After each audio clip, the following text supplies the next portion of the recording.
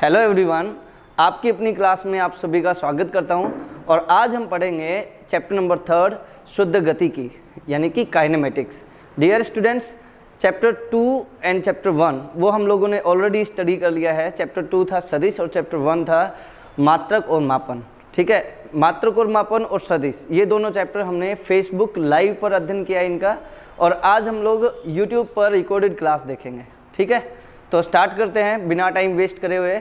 सब हमारी क्लास का फ्लो कुछ इस प्रकार से रहेगा। सबसे पहले हम चैप्टर का इंट्रोडक्शन देखेंगे, फिर हम स्थिति का ज्ञान प्राप्त करेंगे, स्थिर अवस्था और गतिशील अवस्था के बारे में देखेंगे, गति के प्रकार, और लास्ट में हम देखेंगे दूरी और विस्थापन।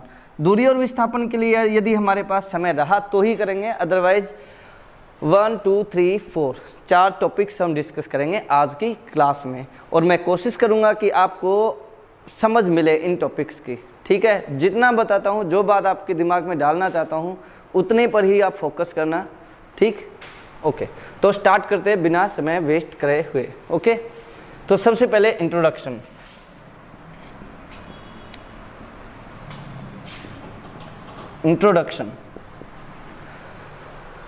देखो, भौतिक विज्ञान है, उसको कई सारे भागों में विभक्त करते हैं। भौतिक विज्ञान को कई सारे शाखाओं में, कई सारे भागों में वर्गीकृत करते हैं। क्यों वर्गीकृत करते हैं? ताकि अध्ययन आसान हो जाए और ज़्यादा वैज्ञानिक हो जाए। वैज्ञानिक क्यों बोल रहा हूँ? क्योंकि वास्तव में जब हम क्लासिफाई कर लेते हैं, एक करीने से सजा लेते हैं चीज़ों को, तो उन्हें समझने में हमें आसानी होती है। इसीलिए भौतिक विज्ञान इतना बड़ा वास्ट सब्जेक्ट है, उसको हमने छोटे छोटे टुकड़ों में डिवाइड कर लिया। ठीक है, और वो टुकड़े क्या हैं? उसकी शाखाएँ। इसी प्रकार से भौतिक विज्ञान को कुछ शाखाओं में वर्गीकृत करते हैं। भौतिक विज्ञान को हिंदी में भौतिकी भी कहते हैं। ठीक है, और इसको कुछ शाखाओं में विभक्त करते हैं। जैसे एग्जाम्पल के रूप में मैं लिखता हूँ, कई सारी शाखाएं हैं लेकिन मैं कुछ ही के नाम लिखूंगा। जैसे यांत्रिकी है, ऊष्मागतिकी है, प्रकाशिकी है आदि। ठीक है, और भी बहुत सारी शाखाएं हैं, लेकिन हम लोगों ने कुछ एग्जाम्पल लिए हैं। आपके दिमाग में दो बातें डालना चाहता हूँ। भौतिक विज्ञान को अनेक शाखाओं में विभक्त किया जाता है। किस लिए विभक्त किया जाता है? अध्ययन की आसानी के लिए और सुविधा के लिए। ओके, अध्ययन की आसानी और सुविधा के लिए भौतिक विज्ञान को अनेक शाखाओं में हम विभक्त करते हैं। ये और भौतिक विज्ञान की शाखाओं के एग्जाम्पल्स यांत्रिकी, ऊष्मागतिकी, प्रकाश की, ये दो बातें आप ध्यान रखेंगे। ठीक है, सॉरी। इसके बाद हम क्या पढ़ेंगे इस चैप्टर में? यांत्रिकी के बारे में। ठीक है, तो स्टार्ट करते हैं।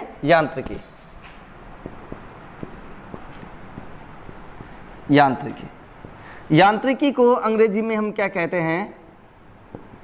मैकेनिक्स। अब यांत्रिकी भी भौतिक विज्ञान की शाखा है, और हर एक शाखा के अपने अध्ययन का क्षेत्र होता है। मतलब यांत्रिकी में किसी चीज़ का अध्ययन करेंगे, ऊष्मागतिकी में किसी बात का अध्ययन करेंगे, प्रकाशिकी में किसी बात का अध्ययन करेंगे। ठीक है, इसी तरह से यांत्रिकी के अध्ययन का क्षेत्र क्या है? यांत्रिकी के अध्ययन का क्षेत्र क्या है? तो यांत्रिकी के अंतर्गत हम किसी कण की गति, कण पर कार्यरत बलों एवं कण की साम्य अवस्था, इन तीन बातों का अध्ययन करते हैं। किसके अंतर्गत? यांत्रिकी के अंतर्गत। यांत्रिकी के अध्ययन का क्षेत्र क्या है? गति, बल और साम्य अवस्था। तो आप लोगों के दिमाग में होना चाहिए यांत्रिकी, अध्ययन का क्षेत्र, फिर गति, बल और साम्य अवस्था। ठीक है, यांत्रिकी को कुछ भागों में विभक्त करते हैं। कितने भागों में वर्गीकृत करते हैं? 2 भागों में। एक है स्थैतिकी, और दूसरे स्थैतिकी को स्टैटिक्स भी कहते हैं, और दूसरा है डायनेमिक्स, यानी कि गति की। पहले हिंदी में लिखते हैं, गति की डायनेमिक्स। ओके, जैसे यांत्रिकी के अपना अध्ययन का क्षेत्र है, उसी तरह स्थैतिकी का भी अपना अध्ययन का क्षेत्र है, और इसमें हम स्थिर कण पर बलों का अध्ययन करते हैं। स्थिर कण पर बलों का अध्ययन हम किसके अंतर्गत करते हैं? स्थैतिकी में। और गतिकी में हम किसका अध्ययन करते हैं? गतिशील कण की गति और गति के कारण का अध्ययन करते हैं। गति व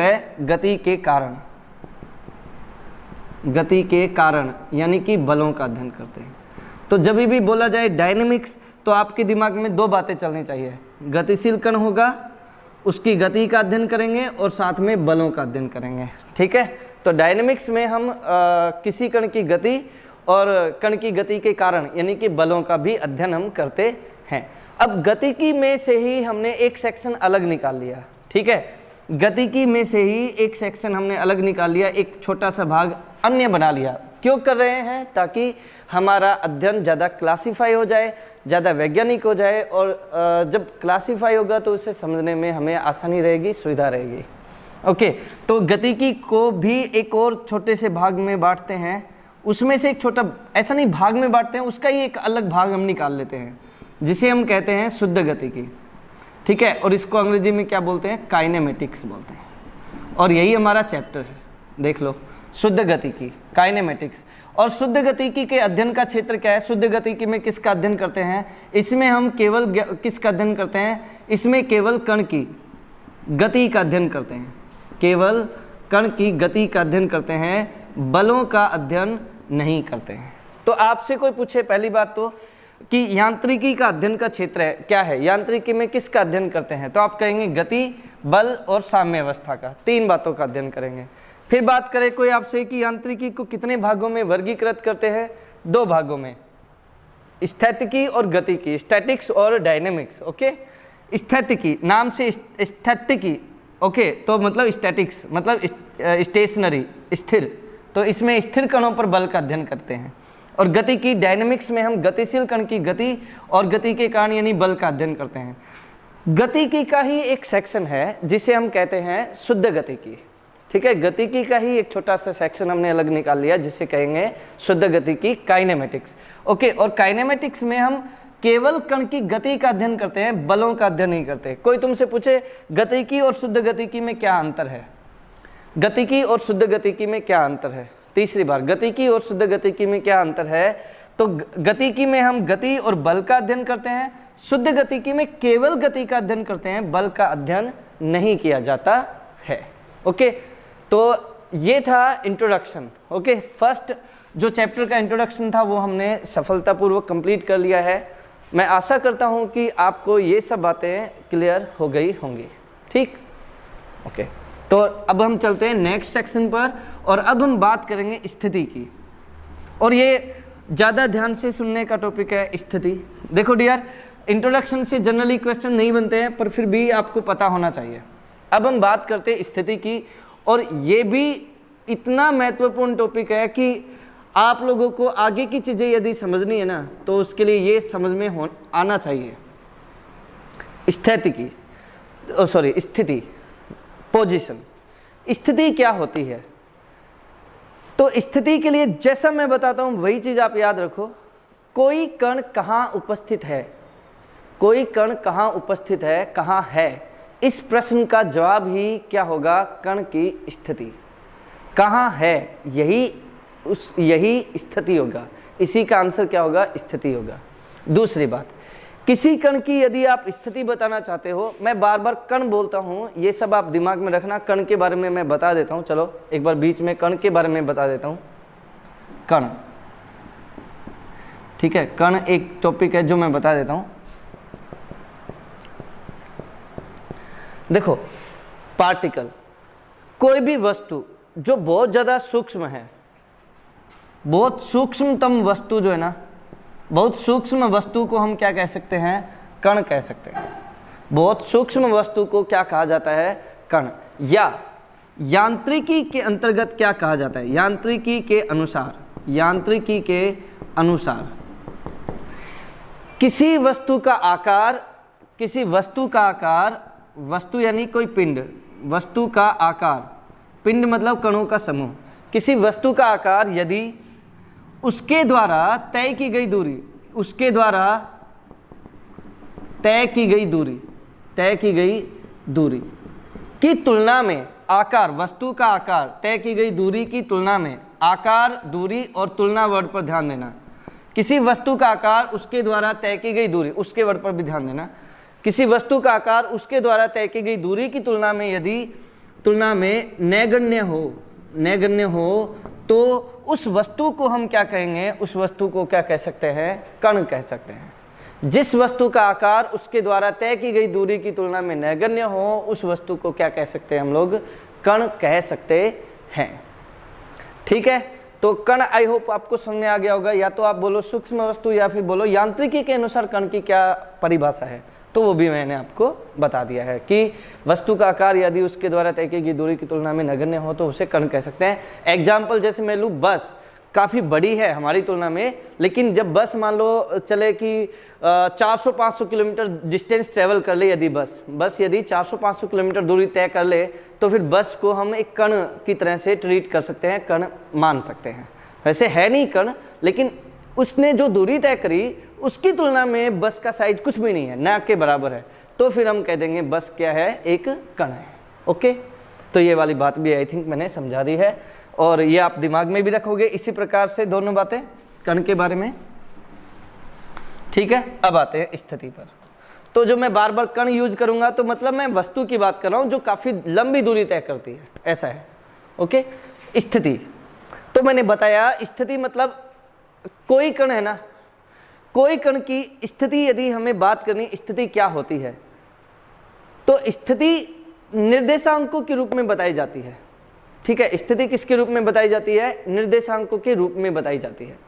तो आपको जैसा मैं बताता हूं ना उसी तरीके से आप याद रखो कि किसी कण की स्थिति के लिए कुछ महत्वपूर्ण बिंदु हैं जो आपके दिमाग में होने चाहिए।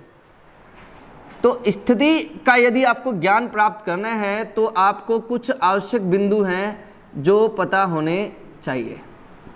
आवश्यक बिंदु, स्थिति के लिए आवश्यक बिंदु। तो जब भी आपसे पूछे कोई कण की स्थिति क्या है तो आपके दिमाग में ये चीजें चलनी चाहिए जो अभी मैं बता रहा हूं। अब मैं एक ही बात को बार बार बोल रहा हूं तो आप उसको दिमाग में बिठाओ कि ये वास्तव में इंपॉर्टेंट चीज है। ओके, तो आवश्यक बिंदु क्या है स्थिति को जानने के लिए? सबसे पहला पॉइंट क्या है? सबसे पहला पॉइंट है निर्देश तंत्र।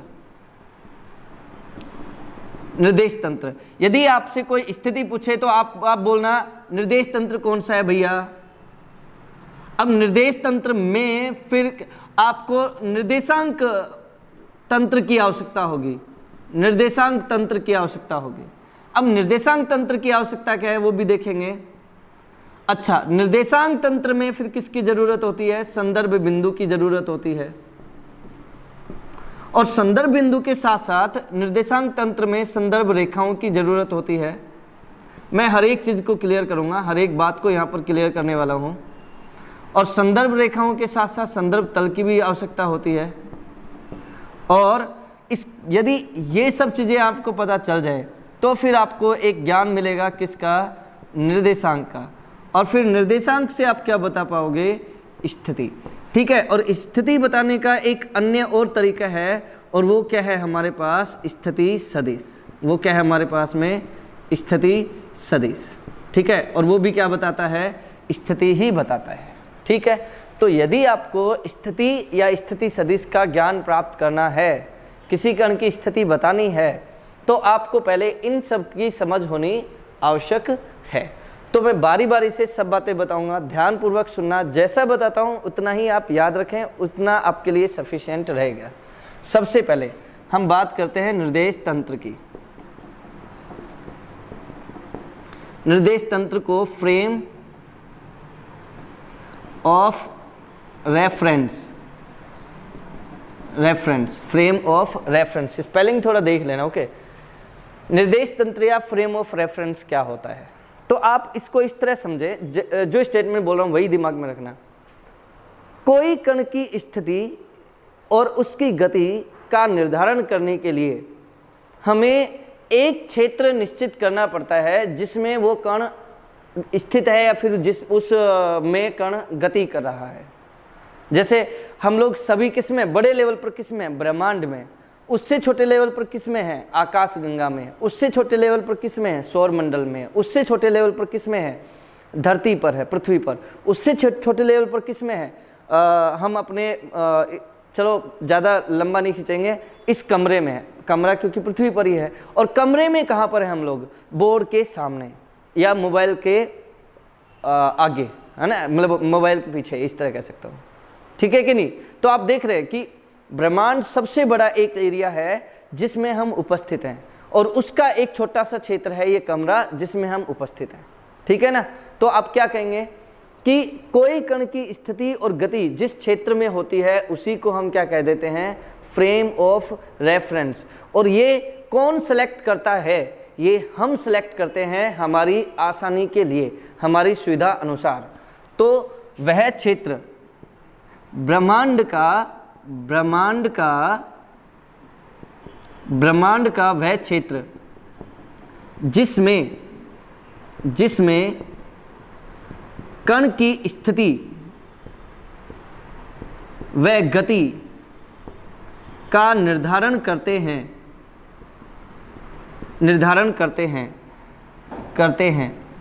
ठीक है ना। ब्रह्मांड का क्षेत्र वर्ड पर ध्यान देना, जिसमें में वर्ड पर ध्यान देना।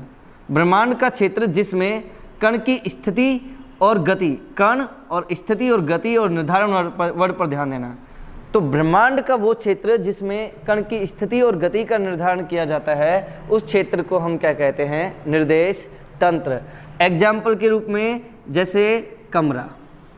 फिलहाल हम लोग ब्रह्मांड के इस छोटे से हिस्से में हैं, कमरे में हैं, तो कमरा हमारे लिए क्या हो गया, निर्देश तंत्र हो गया।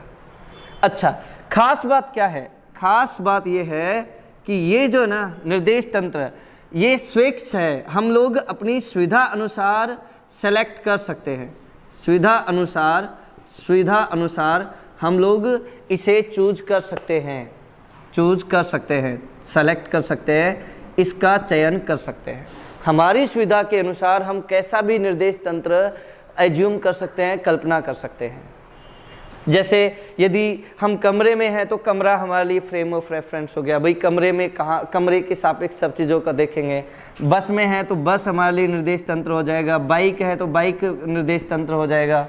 पृथ्वी भी अपना एक निर्देश तंत्र ही है एक प्रकार का। यदि हम अपनी स्थिति पृथ्वी में बताने लगे, पृथ्वी में कहाँ है, तो फिर वो पृथ्वी हमारे लिए निर्देश तंत्र हो जाएगा।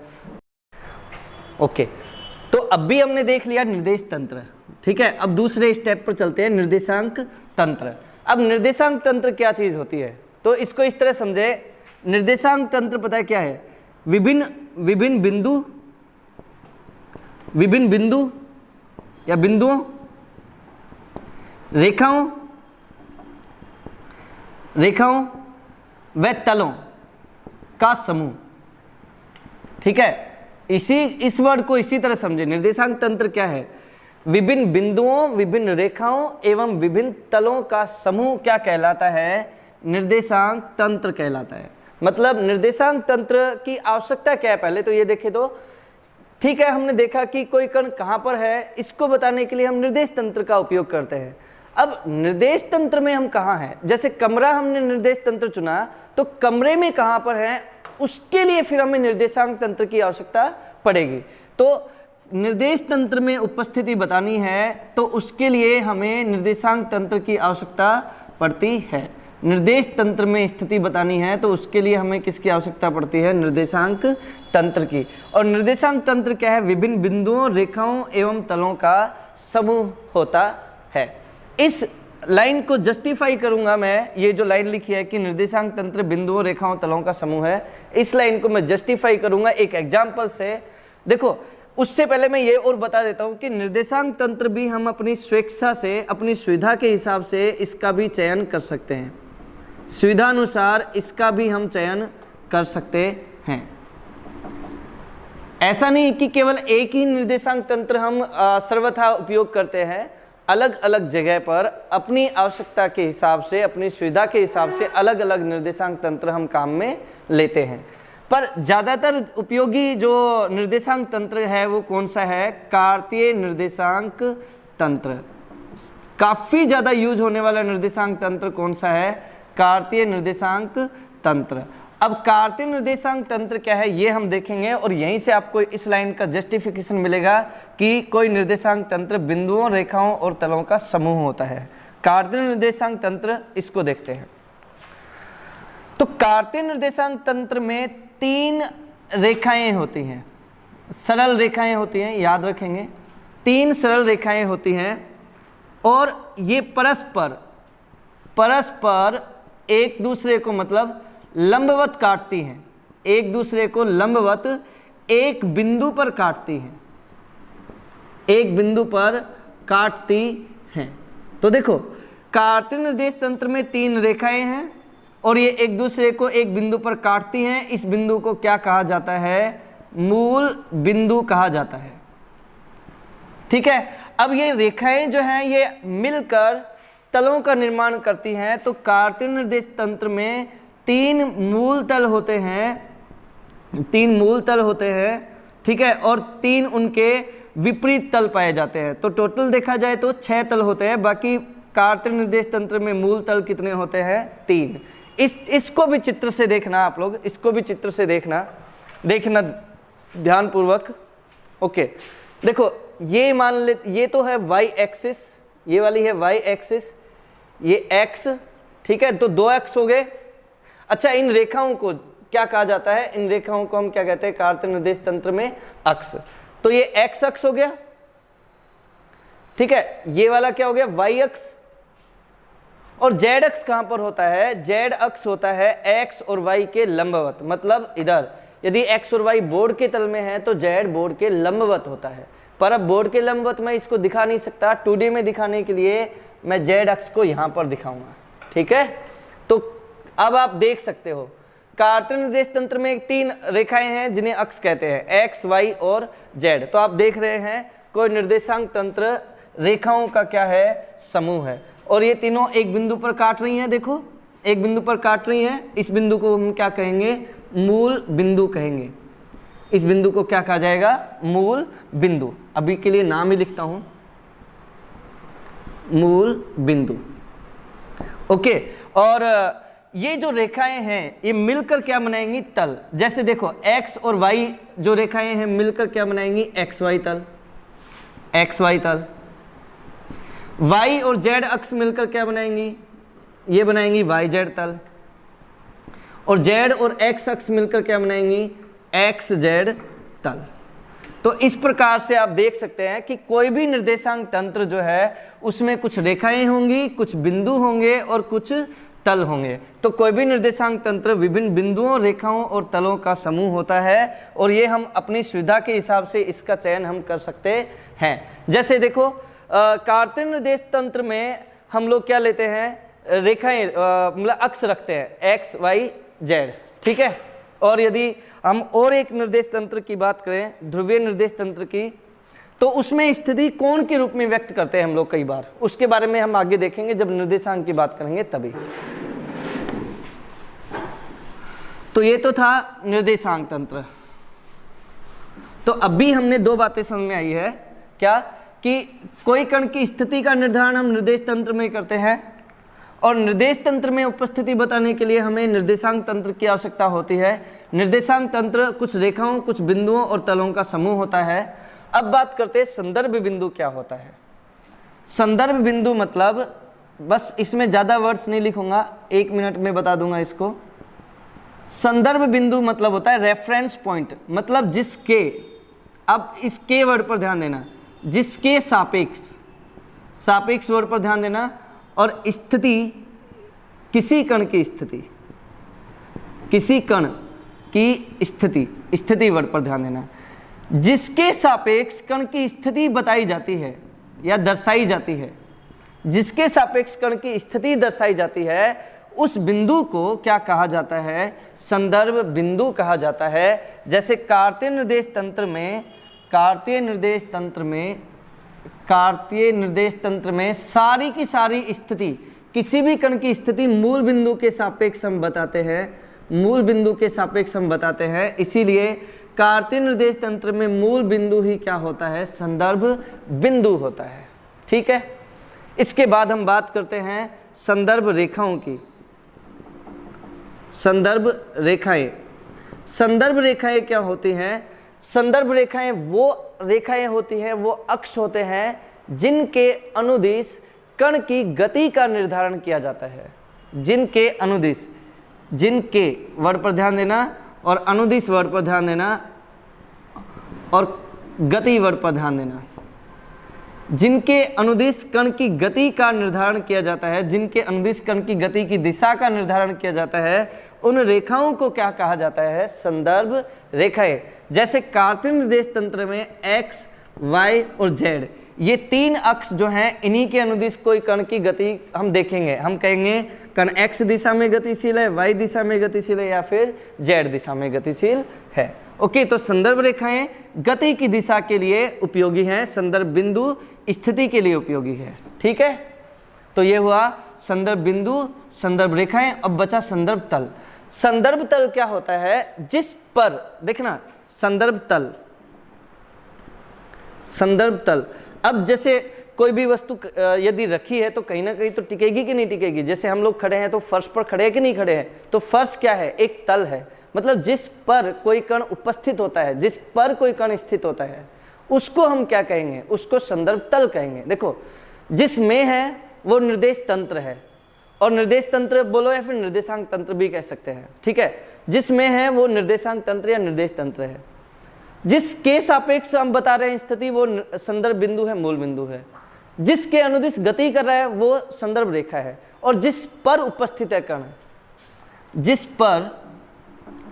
जिस पर कोई कण की स्थिति बताई जाती है, कण स्थित होता है, जिस पर कण, पर वर्ड पर ध्यान देना और स्थित वर्ड पर ध्यान देना। जिस पर कण स्थित होता है उस तल को क्या कहा जाता है? संदर्भ तल। तो कार्तीय निर्देश तंत्र में तीन तल होते हैं, एक्स वाई, वाई जेड और जेड एक्स तल। ठीक है, तो ये हुआ संदर्भ तल। आई होप मैंने अभी तक जो 3-4 बातें जो है वो बताने की कोशिश की है।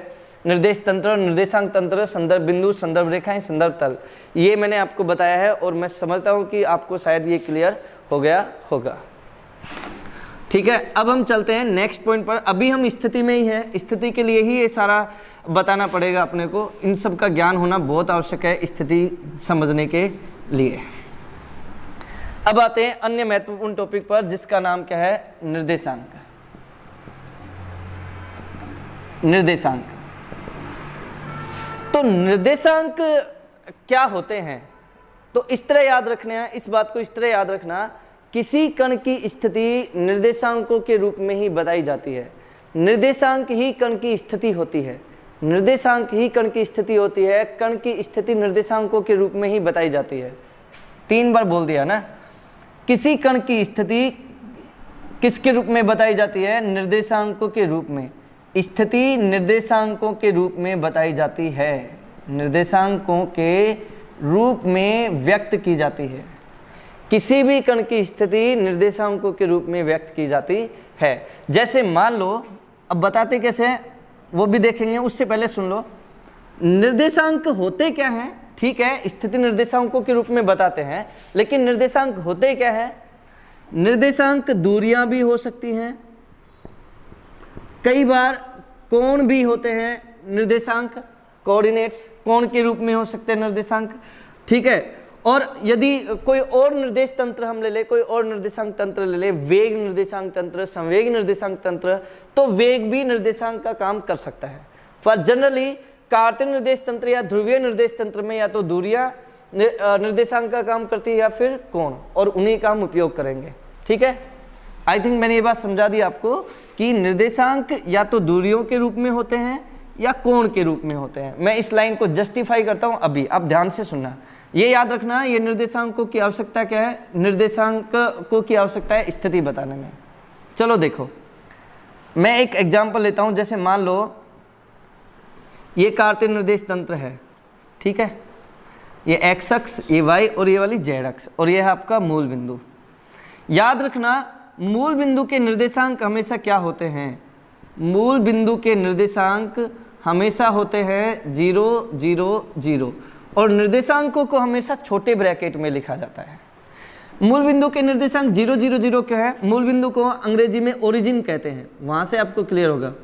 ओरिजिन का मतलब होता है ओरिजिनेट जहाँ से हुआ हो, जहाँ से उत्पन्न हुआ हो, उद्भव हुआ हो, तो हम ये मान के चलेंगे कि ओरिजिन से ही एक्स वाई और जेड अक्ष निकली है, ठीक है, क्योंकि ओरिजिन से निकली है, मूल बिंदु से निकली है, इसलिए इसके निर्देशांक हम क्या रखते हैं 0 0 0। और वैसे भी मूल बिंदु के सापेक्ष ही स्थिति बताई जाती है, तो जिसके सापेक्ष हम स्थिति बताएंगे उसको तो हम शुरुआती बिंदु मानकर चलेंगे। शुरुआती मतलब 0, स्टार्ट हम कहाँ से करते हैं, हमेशा शून्य से। ओके, ठीक है। तो अब जैसे मान लो मैं एक्स वाई तल में ये पी बिंदु एज्यूम कर लेता हूँ, ठीक। अब मुझे बताना है कि पी की स्थिति क्या है, तो मैंने क्या बताया, पी की स्थिति कौन बताएंगे, निर्देशांक। अब निर्देशांक क्या होते हैं कार्तीय निर्देश तंत्र में, वो आप देखना। जैसे आपसे पूछा जाए कि पी कहाँ पर है, पी तक पहुँचना है आपको, ये वर्ड देखो, पहुँचना वर्ड पर ध्यान देना, आपको पी पर पहुँचना है, तो आप क्या करोगे, मूल बिंदु से देखोगे पी कितना दूर है, मूल बिंदु से देखोगे पी कितना दूर है, तो आप क्या करोगे, पहले इधर चलोगे एक्स दिशा में, एक्स दिशा में चलोगे, पी के पास पहुंचोगे, एक्स दिशा में पी तक पहुंचोगे, ठीक है। और उसके बाद फिर आप किधर चलोगे, वाई दिशा में, ठीक है। मतलब कि आप पी तक पहुंचने के लिए पहले एक्स दिशा में कुछ दूरी तय करोगे, फिर वाई दिशा में कुछ दूरी तय करोगे, ठीक है।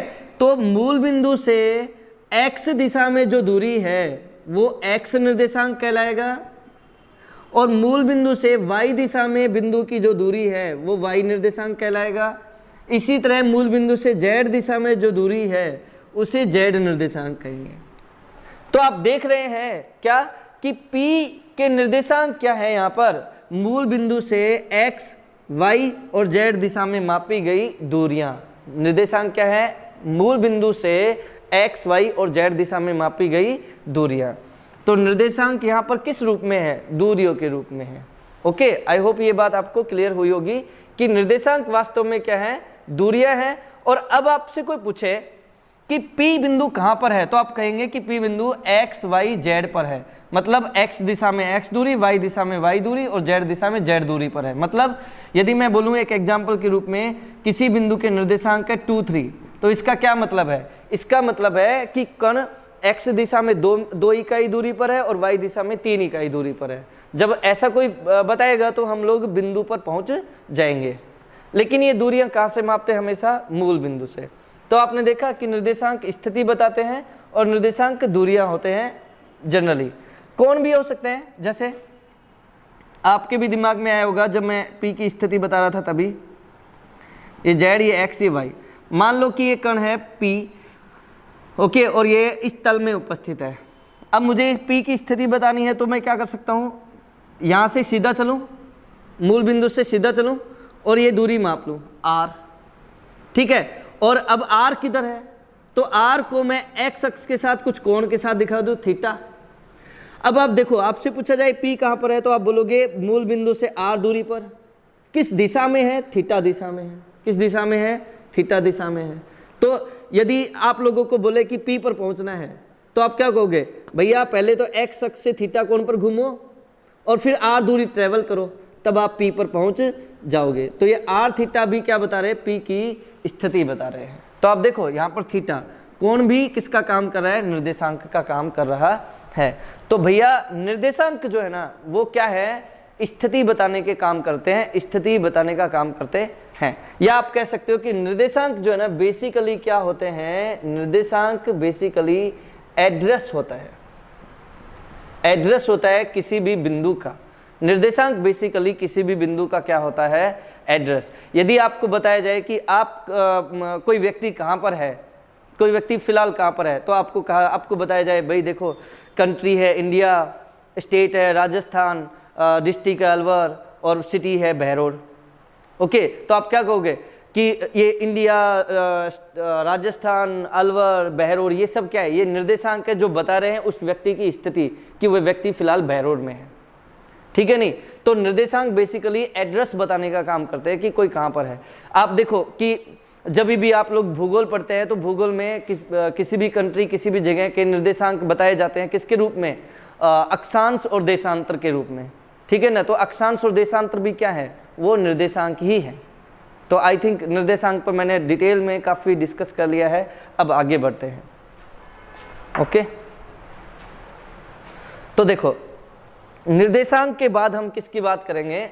अब निर्देशांक के बाद हम बात करते हैं स्थिति सदिश की, लेकिन उससे पहले कुछ और भी बातें आपको समझनी है, वो भी बहुत ध्यान से सुनना।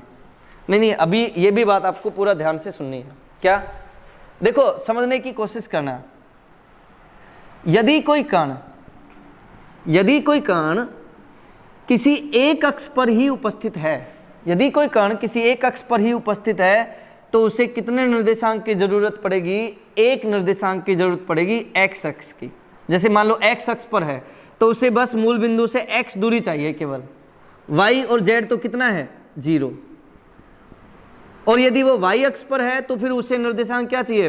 केवल वाई वाई निर्देशांक चाहिए, वाई दूरी चाहिए बस। और जेड अक्ष पर है तो उसे जेड जेड दूरी चाहिए। तो एक निर्देशांक यदि आवश्यक है, एक निर्देशांक ही यदि आवश्यक है, तो इसका मतलब है कि कण कहाँ पर है? अक्ष पर उपस्थित है। कण कहाँ पर उपस्थित है? अक्ष पर उपस्थित है। और इसे हम कहते हैं एक विमीय स्थिति। इसे हम क्या कहते हैं? एक विमीय स्थिति।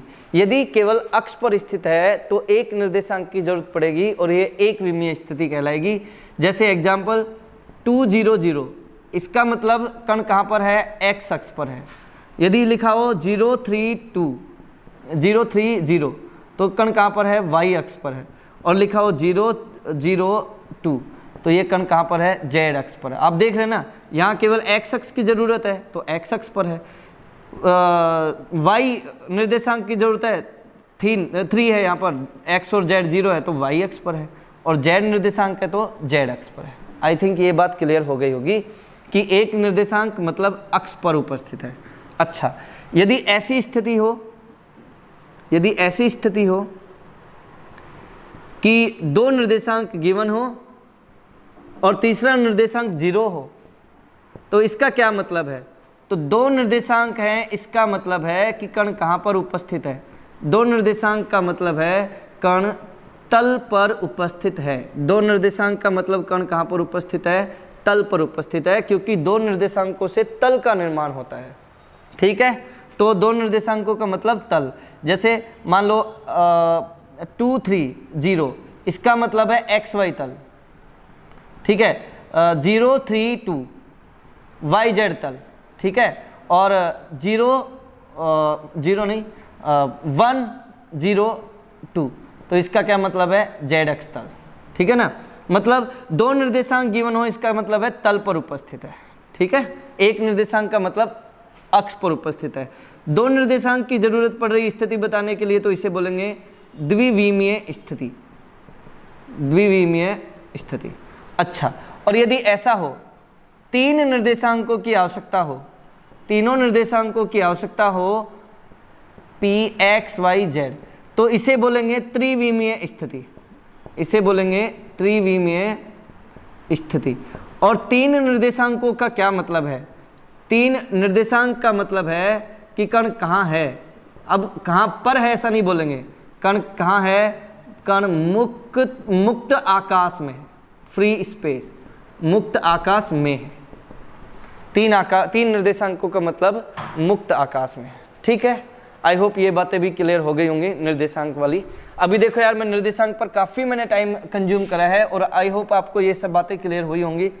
देखो, स्थिति जब तक क्लियर नहीं होती ना, तब तक आप गति में कितना भी झक मार लो, समझ में नहीं आता, कोई फ़ायदा नहीं होता उसका। ठीक है, इसके बाद निर्देशांक वाली बात कंप्लीट होती है। अब हम डिस्कस करेंगे स्थिति सदिश की। तो आप निर्देशांक और स्थिति सदिश को अलग ना समझे, दोनों एक ही काम में उपयोगी हैं। निर्देशांक भी स्थिति बताता है और स्थिति सदिश भी किस काम में आता है? स्थिति ही बताता है, बस स्थिति बताने का दूसरा तरीका है। दूसरा तरीका है स्थिति बताने का। निर्देशांक भी स्थिति बताते हैं और स्थिति सदिश भी स्थिति बताता है, बस ये एक स्पेशल सदिश है। ठीक है, तो स्थिति सदिश है वो किस काम आता है? स्थिति सदिश किसी कण की स्थिति बताता है, स्थिति बताता है। अच्छा, स्थिति सदिश, अब सदिश की दो चीजें होती है, परिमाण और दिशा। स्थिति सदिश का परिमाण क्या होता है? दूरी ही स्थिति सदिश का परिमाण होगा। और स्थिति सदिश की दिशा किधर होगी, अभिष्ट बिंदु की ओर होगी, जिसकी हम स्थिति बता रहे हैं। अभिष्ट बिंदु की ओर, अभिष्ट बिंदु की ओर होगी स्थिति सदिश की दिशा। इस बात को इस चित्र से समझें। जैसे मान लो x, y और ये z, ये 3 अक्ष है, ठीक है, x, y, z 3 अक्ष है, और कोई बिंदु स्थित है P यहाँ पर। अब एक तरीका तो हमारे पास क्या है, आप x दिशा में दूरी माप लो, y दिशा में दूरी माप लो और z दिशा में दूरी माप लो और इसके निर्देशांक लिख दो x, y, z, ये भी स्थिति बताता है। एक तो ये तरीका है, या फिर एक काम और कर सकते हैं, यहाँ से यहाँ तक। अब देखो ये बात भी याद रखना है, ये मूल बिंदु है। अब स्थिति सदिश दिखाएंगे हम लोग, तो स्थिति सदिश जो ना हमेशा जिन दो बिंदुओं के बीच स्थिति की बात कर रहे हैं ना, जिसके सापेक्ष हम स्थिति बता रहे हैं और जिसकी स्थिति बता रहे हैं, उनके बीच सीधी रेखा द्वारा दिखाया जाता है। स्थिति सदिश सरल रेखा द्वारा दर्शाया जाता है जिन दो बिंदुओं के बीच हम स्थिति का निर्धारण कर रहे हैं, ठीक है ना। जैसे P की स्थिति बता रहे हैं और O के सापेक्ष बता रहे हैं, तो O से P की ओर एक सरल रेखा बनाएंगे, ठीक है। और स्थिति सदिश की दिशा किधर होगी, जिस बिंदु की दिशा बता रहे हैं उसकी ओर, स्थिति बता रहे हैं उसकी ओर। तो R वेक्टर मान लो स्थिति सदिश है, तो इसकी दिशा P की तरफ रहेगी, ठीक है। तो R वेक्टर बराबर क्या रहेगा, OP सदिश, O से P की तरफ रहेगा, ओके। और R सदिश का परिमाण क्या होगा, R सदिश का परिमाण होगा इन दो बिंदुओं के बीच की दूरी OP, इन दो बिंदुओं के बीच की दूरी OP। आप ये दूरी कैसे निकाल सकते हो, आई थिंक ये बात पता है आपको, एक्स स्क्वायर वो मैथमेटिक्स में पढ़ते हैं, x2 माइनस x1 का whole square plus y2 minus y1 का whole square plus z2 minus z1 का होल स्क्वायर। इस फॉर्मूला से दूरी निकाल सकते हो, ठीक है। तो परिमाण तो क्या हो जाएगा, ये परिमाण तो क्या हो जाएगा, यहाँ से यहाँ तक की दूरी, और इसकी दिशा किधर होगी, हमेशा बिंदु की ओर, ओके। और स्थिति सदिश की पूंछ किधर रहेगी, टेल किधर रहेगी, जिसके सापेक्ष स्थिति बता रहे हैं उसकी तरफ, ठीक है। अच्छा, एक चीज और आप याद रखना, ये स्टेटमेंट भी मैं लिखता हूं, स्थिति सदिश के घटक कौन होते हैं, स्थिति सदिश के घटक कौन होते हैं। तो देखो किसी भी सदिश के घटक होते हैं, जब हम x, y और z पर लंब डालते हैं तो हमें घटक प्राप्त होते हैं। तो R सदिश का x दिशा में घटक ये होगा, और ये क्या है, ये तो x है। ऐसे ही स्थिति सदिश का y दिशा में घटक ये हो जाएगा, और ये क्या है, y, और z दिशा में घटक क्या हो जाएगा, z। तो निर्देशांक बेसिकली स्थिति सदिश के क्या होते हैं, घटक होते हैं। स्थिति सदिश के घटक कौन होते हैं, निर्देशांक होते हैं। कैसे, अच्छा, और घटकों के रूप में किसी सदिश को कैसे लिखते हो आप लोग, ए सदिश का को घटकों के रूप में लिखते हो AXI cap plus AY J cap plus AZ K cap, ऐसे ही तो लिखते हैं हम लोग। तो यहाँ R सदिश को कैसे लिखेंगे, R सदिश के घटक है XI cap plus YJ cap plus Z K cap. तो ये बात भी आप याद रखना। यदि आपसे पूछे R सदिश का परिमाण बताओ, तो आप या तो इस तरीके से निकाल लो, या फिर आप ऐसा भी लिख सकते हो, x square plus Y square plus Z square, ठीक है। आई थिंक स्थिति सदिश भी आपके दिमाग में क्लियर हो जाना चाहिए, ओके। और यहाँ पर आकर स्थिति वाला पॉइंट जो हमने सफलतापूर्वक अच्छे से क्लियर कर दिया है, ठीक। हाँ, स्थिति में एक बात और आपको मुझे बतानी है, बस वो बात बताते ही स्थिति कंप्लीट हो जाएगा, ठीक है ना। बस एक बात और मुझे बताने दो,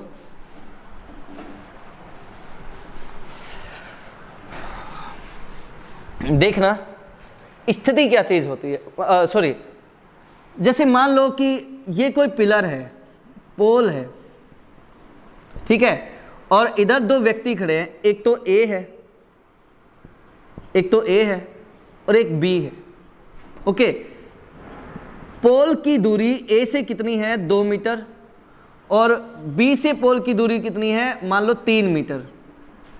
तो पोल की स्थिति क्या है, पोल की स्थिति क्या है फिलहाल, तो आप देखेंगे ए के सापेक्ष तो कितना है, ए के सापेक्ष तो पोल कितना दूर है, कितना दूरी पर है, कितना स्थिति पर है, 2 मीटर दूरी पर है, और बी के सापेक्ष कितना दूरी पर है, 3 मीटर दूरी पर है। तो पोल की स्थिति क्या माने, 2 मीटर की 3 मीटर, पोल की स्थिति क्या माने, 2 मीटर की 3 मीटर। तो यहां से हमें यह बात समझ में आती है कि किसी भी बिंदु की यदि आपको स्थिति बतानी है, तो आपको यह देखना होगा कि स्थिति किसके सापेक्ष बता रहे हैं, ठीक है ना। यदि आप किसी भी बिंदु की स्थिति बताना चाहते हो तो आपको ये देखना पड़ेगा कि स्थिति किसके सापेक्ष बता रहे हैं। ओके, तो स्थिति बताने के लिए आपको एक संदर्भ बिंदु की आवश्यकता होगी, एक निर्देशांक तंत्र की आवश्यकता होगी। स्थिति बताने के लिए निर्देशांक तंत्र आवश्यक है, निर्देशांक तंत्र आवश्यक है, निर्देशांक तंत्र का ज्ञान आवश्यक है, ऐसा लिखना चाहिए। आपको यह पता होना चाहिए कि किसके सापेक्ष हम स्थिति बता रहे हैं। मतलब जब भी किसी चीज के सापेक्ष हम डिस्कशन करते हैं तो हम कहते हैं कि वो चीज क्या है, आपेक्षिक है। जब भी हम किसी चीज के सापेक्ष हम डिस्कशन करते हैं तो हम कहते हैं वो आपेक्षिक है। तो स्थिति का ज्ञान प्राप्त करने के लिए भी, स्थिति बताने के लिए भी आपको ये देखना होगा किसके सापेक्ष देख रहे हैं। तो स्थिति क्या है, स्थिति आपेक्षिक है। स्टेटमेंट ये मिलता है, स्थिति क्या है, आपेक्षिक है, रिलेटिव है, ठीक है। तो ये वाला पॉइंट भी आप याद रखें कि स्थिति के लिए आपको ये पता होना जरूरी है कि आप किसके सापेक्ष स्थिति बता रहे हैं। ओके, अतः स्थिति रिलेटिव टर्म है। ओके सर, एक बार टाइम देखो कि कितना हो गया इसमें, नहीं इसमें कितने मिनट का हो गया।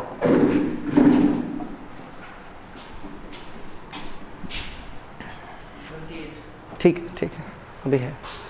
अब बात करते हैं हम किसकी, स्थिर व गतिशील अवस्था। स्थिर व गतिशील अवस्था, इसको हम डिटेल में डिस्कस करेंगे। एब्सोल्यूट, चलो एब्सोल्यूट वर्ड बाद में देखेंगे। Rest and motion, rest and motion. स्थिर अवस्था पहले देखते हैं, स्थिर अवस्था क्या होती है। स्थिर अवस्था क्या होती है, तो यदि कोई कण की स्थिति समय या किसी बिंदु के सापेक्ष, किसी कण की स्थिति समय व किसी बिंदु के सापेक्ष, किसी बिंदु के सापेक्ष क्या रहे, अपरिवर्तित रहे। यदि किसी कण की स्थिति समय व किसी बिंदु के सापेक्ष क्या रहे, अपरिवर्तित रहे, मतलब स्थिति अपरिवर्तित रहे। आप बस इतना याद रखें, किसी कण की स्थिति अपरिवर्तित रहे समय व किसी बिंदु के सापेक्ष, तो हम कहेंगे कण स्थिर अवस्था में है, कण स्थिर अवस्था में कहलाएगा। यदि कण की स्थिति समय या किसी बिंदु के सापेक्ष अपरिवर्तित है तो कण स्थिर अवस्था में कहलाएगा। इतना याद रखना है आपको, ठीक है। अच्छा, और यदि स्थिर अवस्था के लिए मैं आगे की बात बता रहा हूँ वैसे ये, तो ये भी याद रखना, स्थिर अवस्था में है तो कण की चाल कितनी रहेगी, शून्य। ठीक, कण की चाल कितनी रहेगी, शून्य, स्थिर अवस्था के लिए। ठीक, तो कण स्थिर अवस्था के लिए स्थिति अपरिवर्तित रहेगी, चाल जीरो रहेगी, स्थिति अपरिवर्तित रहेगी और चाल क्या रहेगी, यहाँ पर जीरो रहेगी। ओके, तो ये तो था स्थिर अवस्था। हम आगे और भी बात करेंगे स्थिर अवस्था के बारे में, लेकिन फिलहाल ये याद रखना, स्थिर अवस्था मतलब स्थिति का नहीं बदलना। अच्छा, स्थिति का नहीं बदलना इसका क्या मतलब है, स्थिति का परिवर्तन नहीं होना मतलब है निर्देशांक नहीं बदलना। मैंने बताया ना कि स्थिति निर्देशांकों के रूप में बताते हैं, तो मतलब निर्देशांक यदि अपरिवर्तित है, यदि निर्देशांक अपरिवर्तित है तो हम कहेंगे कि कण स्थिर अवस्था में है। अब बात करते हैं गतिशील अवस्था की। तो बस जैसा स्थिर अवस्था में अपरिवर्तित रहेगी स्थिति, निर्देशांक अपरिवर्तित रहेंगे, और गतिशील अवस्था में परिवर्तित हो जाएंगे, सिंपल। तो देखिए, गतिशील अवस्था में कण की स्थिति किसके रूप में बताते हैं, निर्देशांकों के रूप में। तो आप कहोगे कण की स्थिति या कण के निर्देशांक, यदि समय या किसी बिंदु के सापेक्ष, समय व किसी बिंदु के सापेक्ष, किसी बिंदु के सापेक्ष परिवर्तित हो। कैसे परिवर्तित हो, लगातार परिवर्तित हो, लगातार परिवर्तित हो। देखो, कण की स्थिति या निर्देशांक समय वह किसी बिंदु के सापेक्ष लगातार यदि बदलते रहे तो हम कहेंगे कण गतिशील अवस्था में है, मतलब कण गतिशील अवस्था में कहलाएगा, अवस्था में कहलाएगा। यदि कण की स्थिति बदल रही है लगातार तो हम कहेंगे कि कण कैसी अवस्था में है, गतिशील अवस्था में है। तो गति का मतलब है स्थिति का बदलना, और कैसा बदलना, लगातार बदलना। स्थिर अवस्था का मतलब है स्थिति का नहीं बदलना, और गतिशील अवस्था का मतलब है स्थिति का लगातार बदलना। ठीक है, स्थिति का बदलना मतलब क्या, निर्देशांकों का परिवर्तित होना। जैसे मान लो मैं एक एग्जांपल लेता हूँ, एक्स वाई, ये कोई तल है और ये जेड अक्ष भी दिखा देता हूँ। अब आप देखना, अभी इस पॉइंट पी के कुछ निर्देशांक है x1 y1, ठीक है, और मान लो z1 भी है। अब मैं इस पॉइंट को घुमाऊंगा और आप देखना कि क्या निर्देशांक बदलेंगे कि नहीं बदलेंगे। अभी निर्देशांक ये हैं, देखो ये है, फिलहाल ये कंडीशन है। ओके, अब आप देखो यदि मैं इसको घुमा रहा हूँ, ऐसा चला रहा हूँ, इस तरह चला रहा हूँ, तो आप देखो लगातार ये जो एक्स वाई है ये क्या हो रहा है, चेंज हो रहा है। लगातार ये एक्स वाई जो है ये क्या हो रहा है, चेंज हो रहा है। इसका मतलब क्या है, निर्देशांक क्या हो रहे हैं, यहाँ पर परिवर्तित हो रहे हैं। निर्देशांक लगातार बदल रहे हैं, निर्देशांक लगातार बदल रहे हैं, इसका मतलब है कण लगातार क्या कर रहा है, गति कर रहा है। ठीक है, ओके। तो ये था स्थिर अवस्था और गतिशील अवस्था की डेफिनेशन। निर्देशांक नहीं बदलना स्थिर अवस्था, निर्देशांक बदलना गतिशील अवस्था। ओके, अब बात करते हैं इसी में निरपेक्ष स्थिर और निरपेक्ष गतिशील अवस्था। निरपेक्ष स्थिर व निरपेक्ष गतिशील अवस्था, एब्सोल्यूट रेस्ट और एब्सोल्यूट मोशन। और बहुत ध्यान से सुनना बेटा, बहुत ध्यान से सुनना। एब्सोल्यूट रेस्ट और एब्सोल्यूट मोशन क्या चीज़ होती है, तो बस इसकी डेफिनेशन इस तरह याद रखें। किसी स्थिर बिंदु के, आपने देखा ना कि स्थिर अवस्था भी किसी बिंदु के सापेक्ष देखी जाती है और गतिशील अवस्था भी किसी बिंदु के सापेक्ष देखी जाती है। तो किसी स्थिर बिंदु के सापेक्ष, किसी स्थिर बिंदु के सापेक्ष, किसी स्थिर बिंदु के सापेक्ष स्थिर या गतिशील अवस्था, स्थिर या गतिशील अवस्था क्या कहलाती है, स्थिर या गतिशील अवस्था क्या कहलाती है, निरपेक्ष स्थिर व निरपेक्ष गतिशील अवस्था कहलाती है। तो स्थिर बिंदु के सापेक्ष वर्ड पर ध्यान देना। निरपेक्ष स्थिर अवस्था या निरपेक्ष गतिशील अवस्था का मतलब है किसी स्थिर बिंदु के सापेक्ष स्थिर व गतिशील अवस्था निरपेक्ष स्थिर व निरपेक्ष गतिशील अवस्था कहलाती है। ठीक है, लेकिन अब यहाँ एक लेकिन जरूर आएगा। लेकिन ब्रह्मांड में हमारा यूनिवर्स है, इसमें कोई भी ऐसा बिंदु नहीं है जो रुका हुआ हो, यानी कि पूरे ब्रह्मांड में हर एक वस्तु चलायमान है। पूरे ब्रह्मांड में प्रत्येक वस्तु क्या है, प्रत्येक वस्तु चलायमान है, प्रत्येक वस्तु क्या है, चलायमान है। ठीक है, अब देखो निरपेक्ष तो किसी स्थिर बिंदु के सापेक्ष देखा जाता है, लेकिन ब्रह्मांड में कोई वस्तु या कोई बिंदु रुका हुआ ही नहीं है, सबके सब चल ही रहे हैं। तो फिर निरपेक्ष अवस्था किस स्थिर बिंदु के सापेक्ष देखे, कोई स्थिर बिंदु ही नहीं है।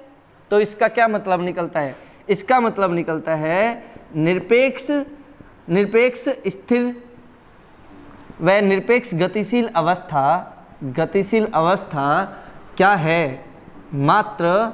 है, मात्र कल्पना है, मात्र क्या है, कल्पना है। वास्तव में निरपेक्ष स्थिर या निरपेक्ष गतिशील अवस्था पॉसिबल नहीं है।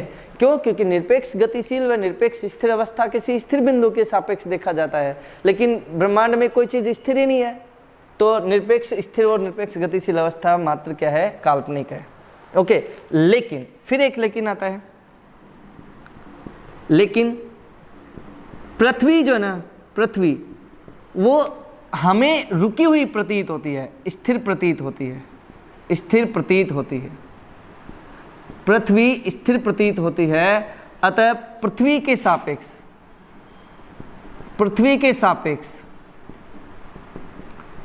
स्थिर व गतिशील अवस्था को, स्थिर व गतिशील अवस्था को, पृथ्वी के सापेक्ष स्थिर व गतिशील अवस्था को हम क्या कह देते हैं, निरपेक्ष स्थिर अवस्था व निरपेक्ष गतिशील अवस्था। ठीक है, तो एक बार मैं रिपीट कर देता हूँ। स्थिर अवस्था का मतलब है निर्देशांकों का नहीं बदलना, गतिशील अवस्था का मतलब है लगातार बदलना, निरपेक्ष स्थिर अवस्था का मतलब है किसी स्थिर बिंदु के सापेक्ष स्थिर या गतिशील अवस्था, लेकिन ब्रह्मांड में कोई वस्तु रुकी हुई नहीं है, इसलिए निरपेक्ष स्थिर और निरपेक्ष गतिशील मात्र कल्पना है। लेकिन पृथ्वी स्थिर प्रतीत होती है, अतः पृथ्वी के सापेक्ष स्थिर और गतिशील अवस्था को निरपेक्ष स्थिर व गतिशील अवस्था कहेंगे। ठीक है, तो निरपेक्ष स्थिर और निरपेक्ष गतिशील अवस्था आई होप मैंने क्लियर कर दिया है। इसके बाद नेक्स्ट पॉइंट पर आते हैं। अभी हम स्थिर और गतिशील अवस्था पर ही हैं, ध्यान से सुनना आप लोग, बस अब और ज़्यादा देर नहीं बताऊंगा, ध्यान से सुने। देखो भैया, इसके बाद स्थिर अवस्था, यस यस, नेक्स्ट एक बात सुनना, ये बस है मान लो, ठीक है, ये क्या है, बस है, और ये है प्लेटफॉर्म, बहुत बड़ा प्लेटफॉर्म है।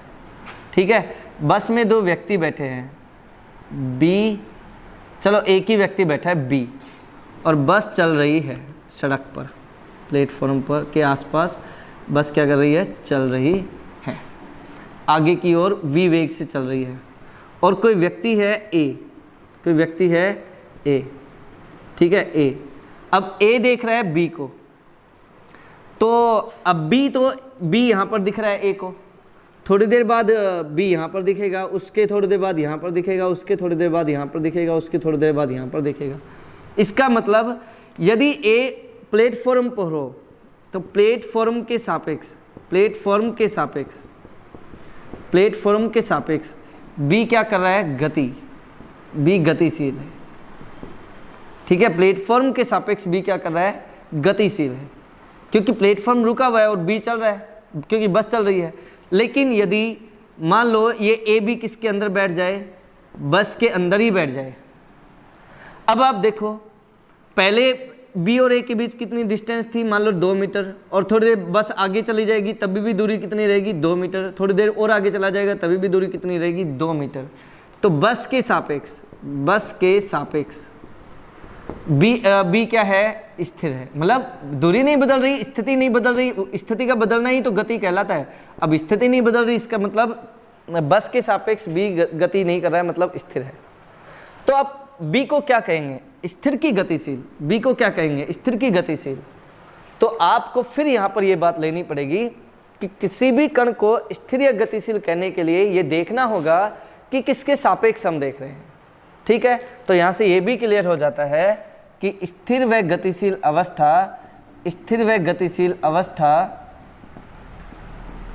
अवस्था क्या है, रिलेटिव है, ओके, आपेक्षिक है, रिलेटिव या आपेक्षिक है।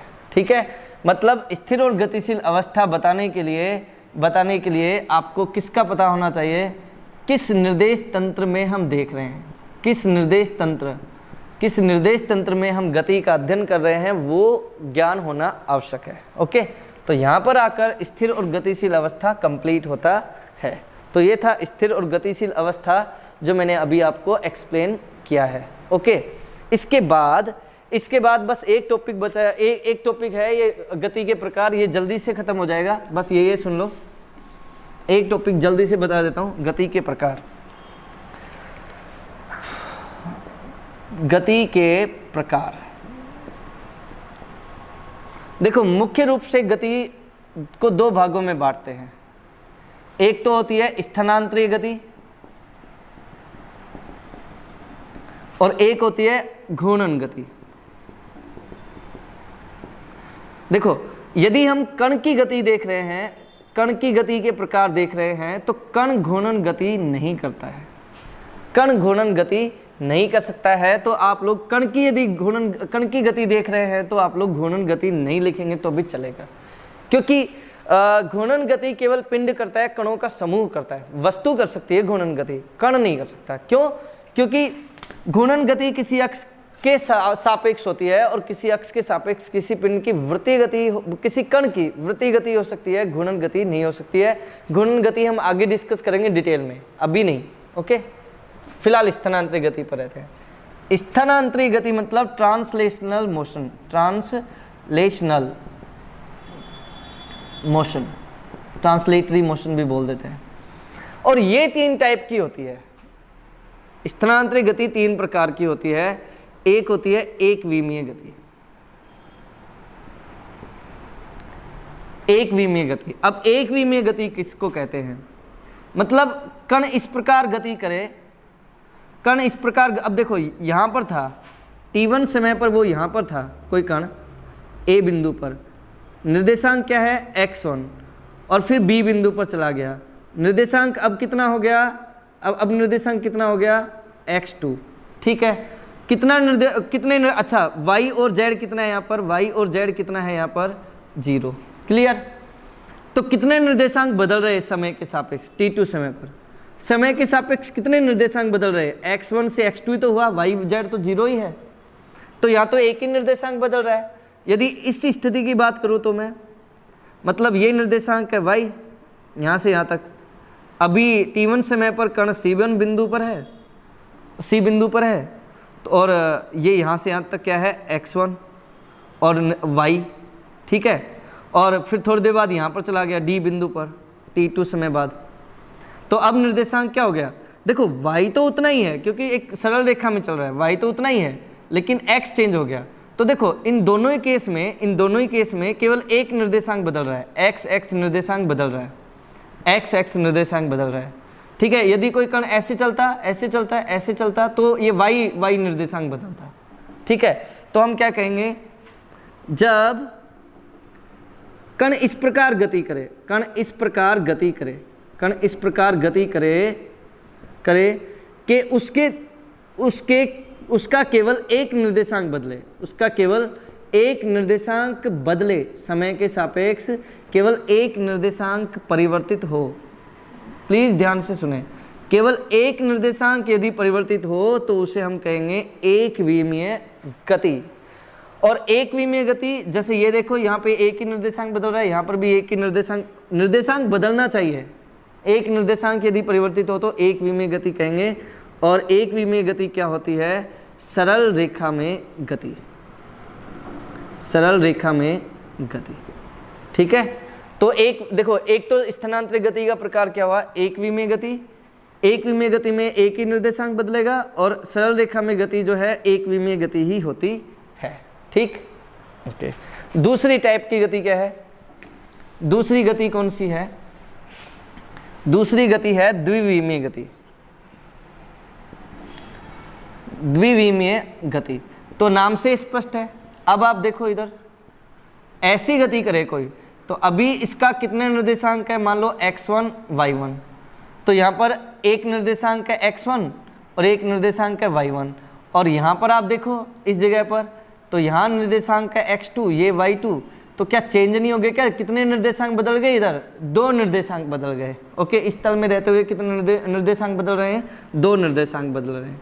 तो 2 निर्देशांक यदि परिवर्तित हों, 2 निर्देशांक यदि परिवर्तित हों तो उसे हम कहते हैं द्विविमीय गति। 2 निर्देशांक यदि परिवर्तित होते हैं तो उसे हम कहते हैं द्विविमीय गति। ओके, और 2 निर्देशांकों से क्या निर्माण होता है? तल। तो द्विविमीय गति किस में होती है? समतल में होती है। समतल में गति जो है वो क्या कहलाती है? द्विविमीय गति कहलाती है। ओके, और द्विविमीय गति का एग्जाम्पल क्या हो जाएगा? जैसे वृत्तीय गति, प्रक्षेप्य गति, वृत्तीय गति, प्रक्षेप्य गति, ये सब हम डिटेल में डिस्कस करेंगे इनके बारे में। ओके, और द्विविमीय एक विमीय गति का एग्जाम्पल क्या है? सीधी सड़क पर कार की या वाहन की गति। ओके, इसके बाद थर्ड पॉइंट क्या आता है? थर्ड गति कौन सी है? त्रिविमीय गति। तीसरे प्रकार की गति कौन सी है? त्रिविमीय गति। त्रिविमीय गति मतलब जिसमें 3 निर्देशांक बदलें, 3 निर्देशांक परिवर्तित हो, 3 निर्देशांक परिवर्तित हों, तो उसे त्रिविमीय गति कहेंगे। और त्रिविमीय गति मतलब क्या कहलाती है? मुक्त आकाश में गति, मुक्त आकाश में गति। और त्रिविमीय गति का उदाहरण क्या हो जाएगा?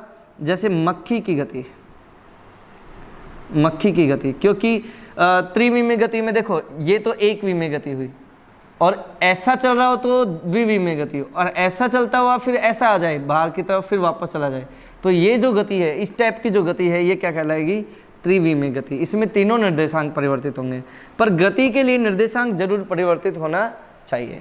तो यह है गति के प्रकार। दूरी विस्थापन के लिए मैंने पहले कहा था समय बचेगा तो ही पढ़ेंगे, अभी समय नहीं बचा है, वीडियो काफ़ी लंबा हो गया है आज का, बाकी कल देखेंगे दूरी और विस्थापन। आज के लिए इतना ही है, thank you very much. Okay, और मैं यही कहूँगा कि आप लोग पढ़ते रहें। ओके, ठीक है, थैंक यू।